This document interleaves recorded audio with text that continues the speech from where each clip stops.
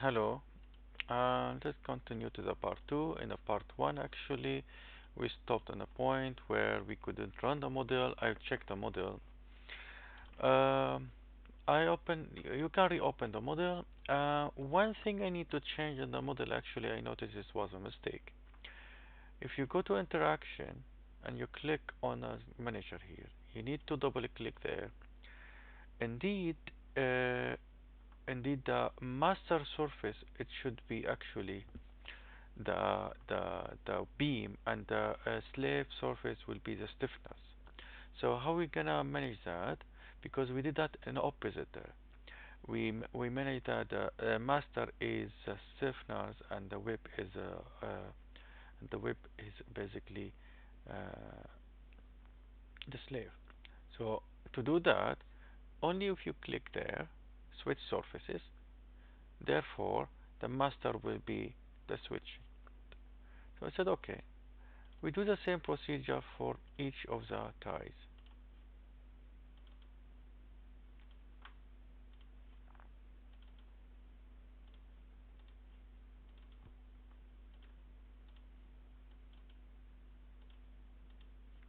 And done. Let's run the model right now. I'm gonna delete these. I'm gonna go create Poplink. Let's call Poplink 1. Then continue. Then OK. And let's submit.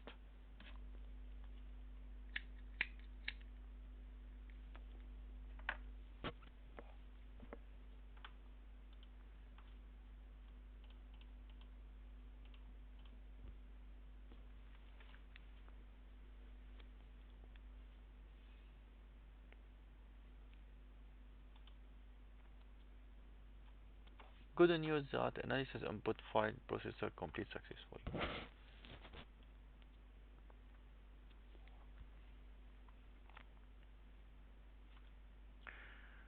Okay, so the model, this the first step, which is running successfully, and then result, and then done. Now, what do you notice that if you go into, let's make sure this is simply here. So if you go here, we take the point load over there and visualization, and because the point load is closer to here, what do you notice? You notice that it seems to me it is, yeah, indeed, it is with post buckling over here. It is with post buckling.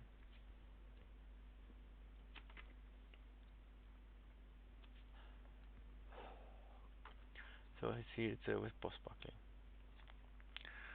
Now, this is the first mode, the second mode here, the third mode there, and the fourth mode and fifth mode there. We usually take the first mode as imperfection. Now, done. Let's copy the model. Let's call it model 2, and then OK. The model 2 will do nonlinear buckling. Now, please, what we can do is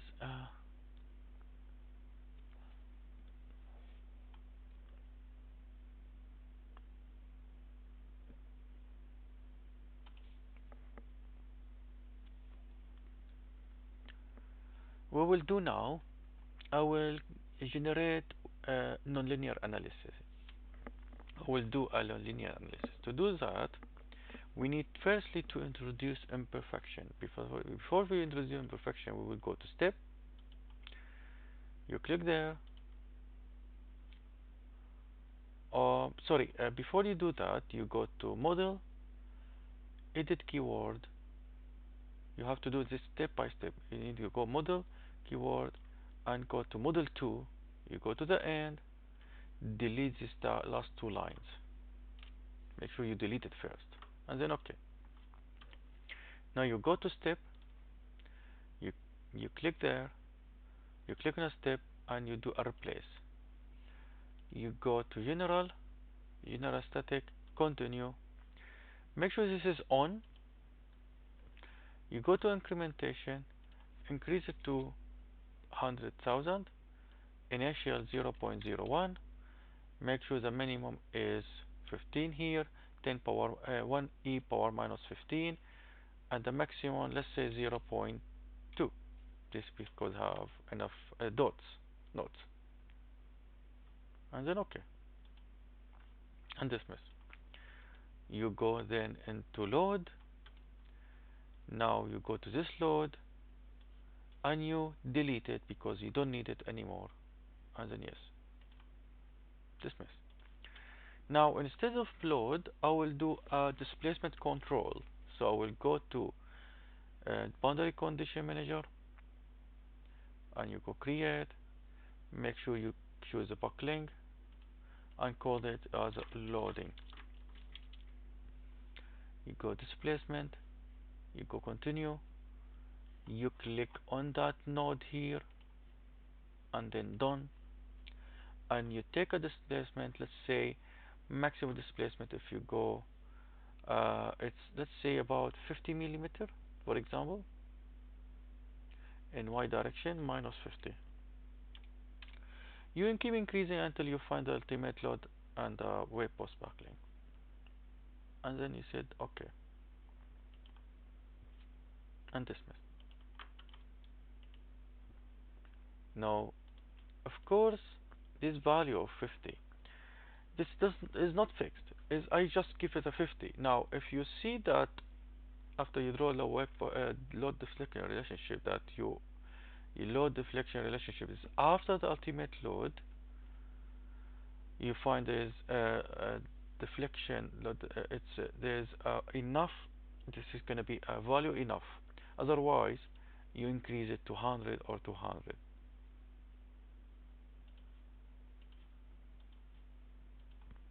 Just be careful of this. Now you go to model, you go keyword, you go to model 2. Now I need to add the imperfection point line. So imperfection line, I close this one. Imperfection line, this is one of the models here. You go to model, keyword, let's see, read it, and copy it from here. So I will go into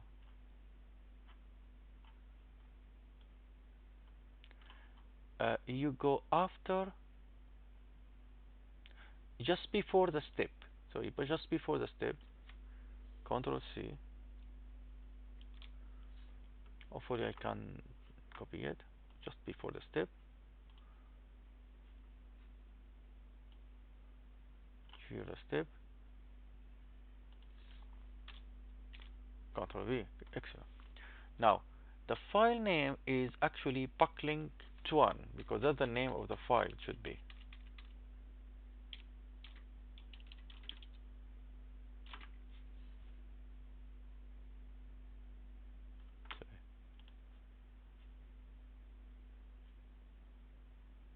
I think I made a mistake. Control C. File name.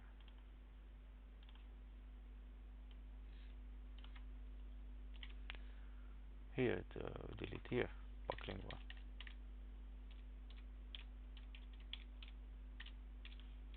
Which is the name actually of, if you remember, if you go to job, it's the name of the job you did before in the model 1. Now you keep step 1. Now the imperfection, this is imperfection size. If this is 1 is the first mode I show it to you. I've just showed to you the first mode, which was this one, the first mode. I need the first mode to be an imperfection, so, the mode shape of the imperfection.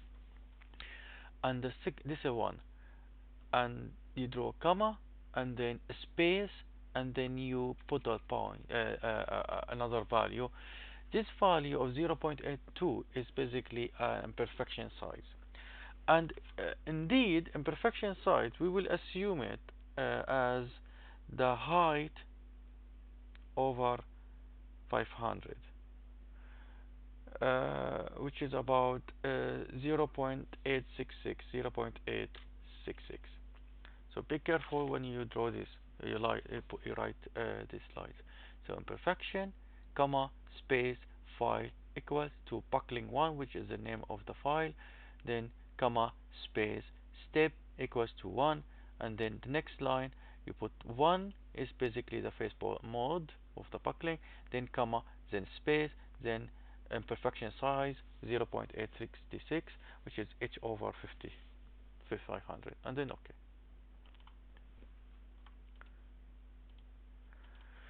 You go now to job, save it, and then you create.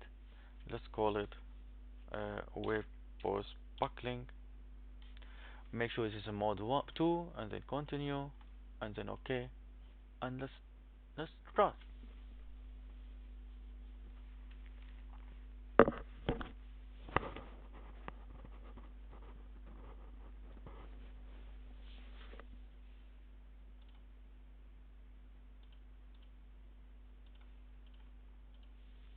Let's see if it's running.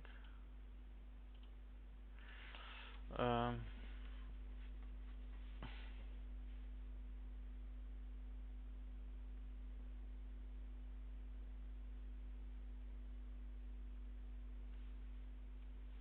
First of all, the infit files processor completes successfully. That's good. It is running indeed. So it seems fine. So loading down. Some conversion problem, but it's solved. It is loading. It's 20% of the load now. Loading 25, about 25%. Some conversion problem, but it's overcome. 28% of the load. 32% of the load. When you see 1U, it's meant for saturation. 40% of the load.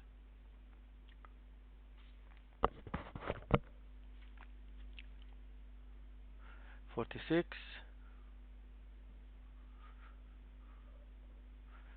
50, about 55% of the load applied. With the load basically is 50 millimeter load. 65. About 80% of the total displacement applied. Let's make sure this is going. This is getting down.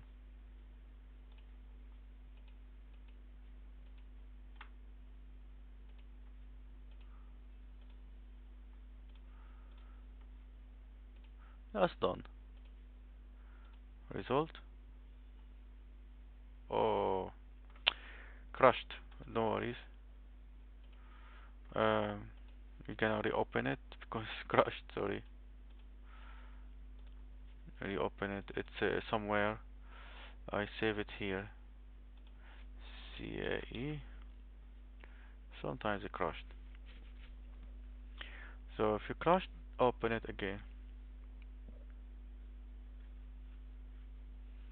And do recover. It will recover everything. And then you go again to the job. It's completed. So let's get a result. And you click there. Oh, okay, that's a web post buckling. If you see this web post buckling, that's a web post buckling. Interesting.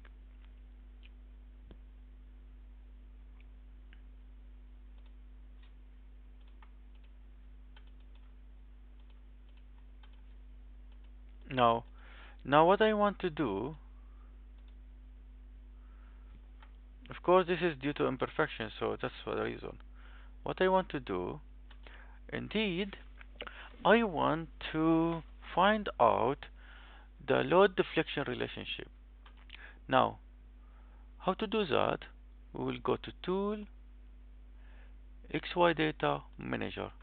Now go Create, go to XY Data, I think, File, Continue. Now, what do you want? You want a unique node. And now let's collect the deflection, which is U in Y direction. That's U, U2. You click there, you edit selection. Now I want deflection indeed in the middle of the beam.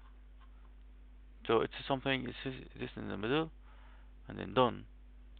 You get save, and then okay. So that's your deflection. Double click. Now this is a time, and this is displacement. You copy all these, copy, or go to Excel.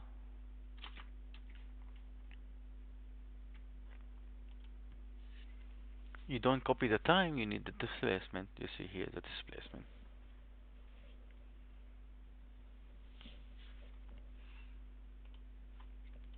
Right click, paste. Now what do you notice is a negative value. I don't need it a negative. I will make it a positive. So this equals to this times -1. So to make it to positive. Copy now and paste here, which is this value. So this is the displacement. I don't need this anymore. This is displacement. Now delete it because we don't need it anymore. Be careful, delete it, we don't need it anymore. Now, what do you want? You need the load. Now, you go to variable, you untick Q2, you take the load, you take RF2, because this is the load in vertical direction U2, Y. And now let's find out.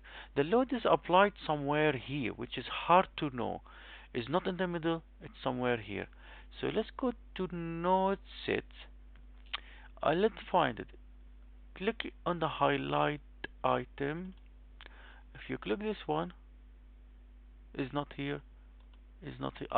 No, because this is a node in the middle. It's not this one. It's somewhere here. Here we go. It's this node.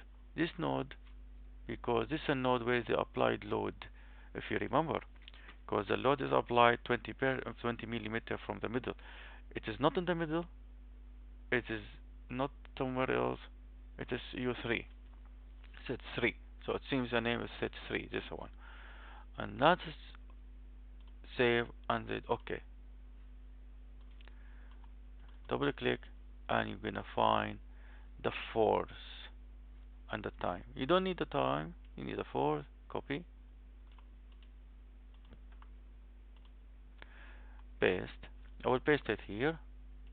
Indeed, this is in a Newton and it is negative. I don't want it negative. I need it positive and in kilonewton equals to this times 1000 times -1. Double click and that's copy and paste. So you don't need this anymore. Now this is a load. Of course, half of the load will be the shear.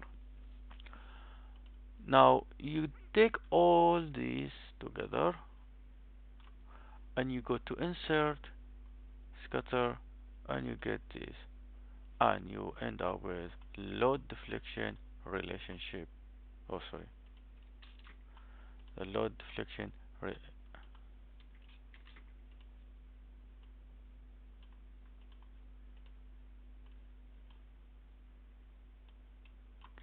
load deflection relationship, and the maximum here. It seems a minute. There's 0 here. And the maximum value is about 121 kilonewton, 121 mega kilonewton ultimate capacity. Now I'm gonna look at the paper actually. Um,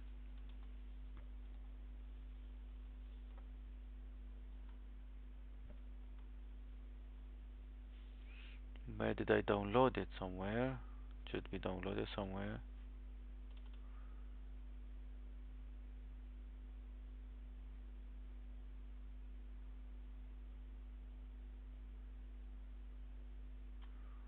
Okay.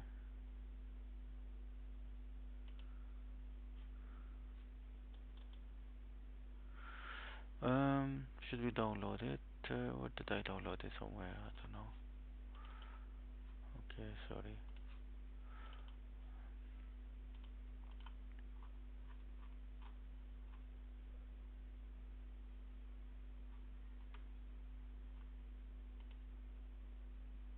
I don't find it actually. Um, nice, nice.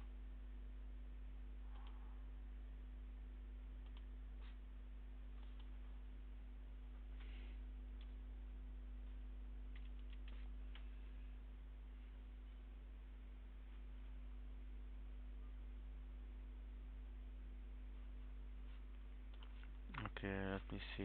I think I left it somewhere here. Okay,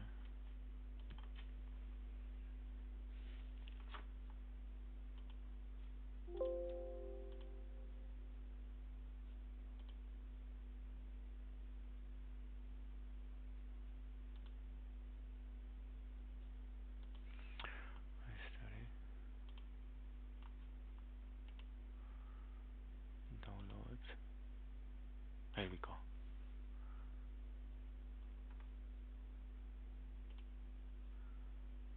Downloads. Okay, it's removed,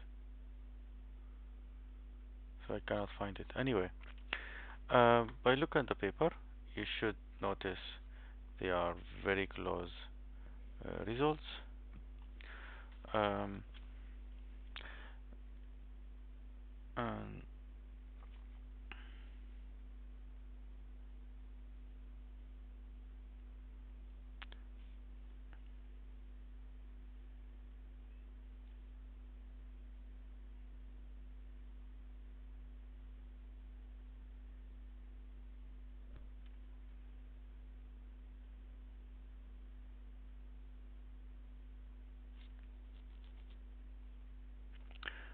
to the paper, what we said it was about design procedure for post buckling of cellular beams.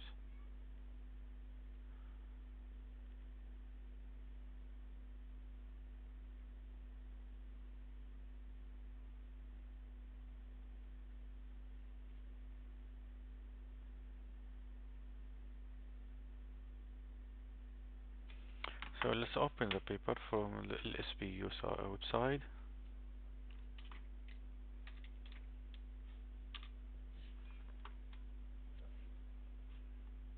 Okay.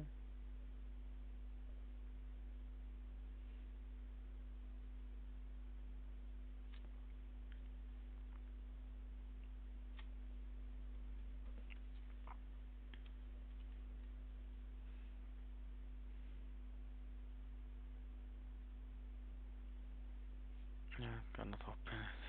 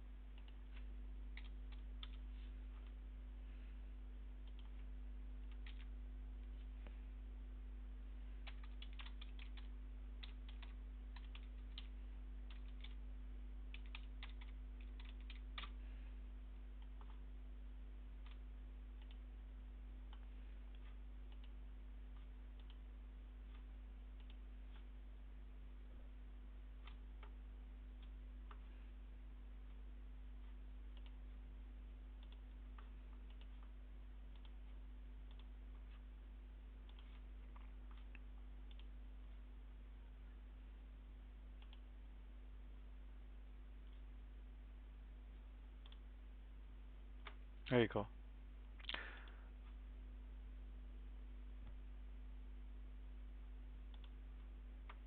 Okay, sorry. Um, that's a paper, and we use A2, and we've got experimentally something like A2.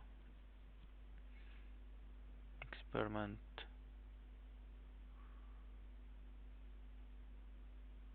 ultimate capacity A2